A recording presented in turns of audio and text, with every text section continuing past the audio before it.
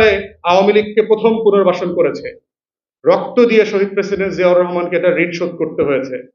জাতীয় পার্টি দ্বিতীয়বার আওয়ামী লীগকে পুনর্বাসন করেছে, জাতীয় পার্টি নাই হয়ে গেছে, 6 টুকরা হয়ে গেছে পিজার মতো, এখন নাই এটা। তৃতীয়বার জামাত আওয়ামী লীগকে পুনর্বাসন করেছে 94, 95, 96 সালে। জামাত হাজারে হাজারে লাশ দিয়ে রক্ত দিয়ে এটা ঋণ শোধ করতে হচ্ছে এখনো। চতুর্থবার আওয়ামী লীগকে পুনর্বাসন করেছে 111 এর সরকার, সিভিল এবং মিলিটারি ব্যুরোক্রেসি।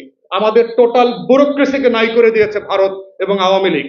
অতএব যারা আওয়ামী লীগের মতো একটা গোখরা সাপকে, একটা কোবরা এবং কুমিরকে পুনর্বাসনের রাজনীতি করছেন, তাদেরকে ইতিহাসে ফিরে যেতে হবে। ইতিহাসের নোট বইগুলো দেখবেন, আপনারাও কিন্তু গোখরা শাকের কামড় থেকে বাঁচতে পারবেন না। অতএব ভেরি কেয়ারফুল। জুলাই রেভলিউশন হচ্ছে শত্রু মিত্র চেনার রাজনীতি। জুলাই রেভলিউশন হচ্ছে লাল সবুজের পতাকার বাঁচিয়ে রাখার রাজনীতি। এই রাজনীতিটাই হচ্ছে গণ অভ্যুত্থানের স্পিরিট, এবং তার ভিত্তিতে আগামী দিনের এই গণ অভ্যুত্থানের ফরমান লিখিত হতে হবে। সেই আহ্বান রাখিয়ে আমার